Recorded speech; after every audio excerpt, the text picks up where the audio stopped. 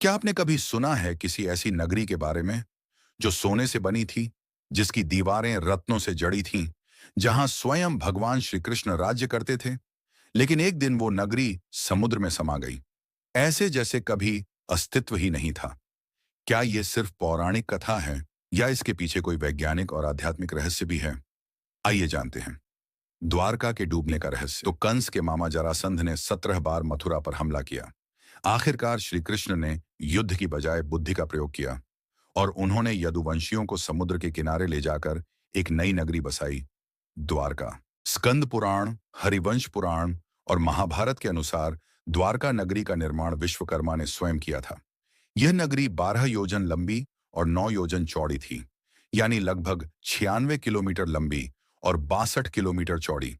सोने, चांदी, माणिक्य और हीरे जवाहरात से जड़े महल, रत्नों से बनी सड़कों पर घोड़े दौड़ते थे। द्वारका का हर नागरिक सुखी और समृद्ध था। लेकिन जैसे हर दिन के बाद रात आती है, वैसे ही द्वारका के वैभव का अंत भी लिखा था। महाभारत युद्ध के बाद यदुवंशियों में घमंड और अभिमान घर करने लगा। श्री कृष्ण ने कई बार चेतावनी दी, लेकिन यदुवंश अपनी मर्यादा भूल चुका था। एक दिन राशियों के अपमान के रूप में एक शाप दिया गया कि यदुवंश एक दूसरे को ही नष्ट कर देगा। यही शाप बन गया विनाश की शुरुआत। श्री कृष्ण ने जानबूझकर यह तय कर लिया कि अब उनका उद्देश्य पूर्ण हो चुका है और पृथ्वी से उनका प्रस्थान तय है।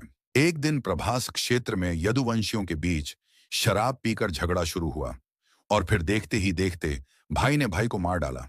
श्री कृष्ण, जो सब कुछ देख रहे थे, शांत थे, क्योंकि यह कालचक्र था। इसके बाद श्री कृष्ण जंगल में एक वृक्ष के नीचे ध्यानस्थ हो गए। वहीं एक शिकारी ने उन्हें पैर में तीर मारा और यह तीर बना उनका अवतार पूर्ण होने का संकेत। भगवान श्री कृष्ण ने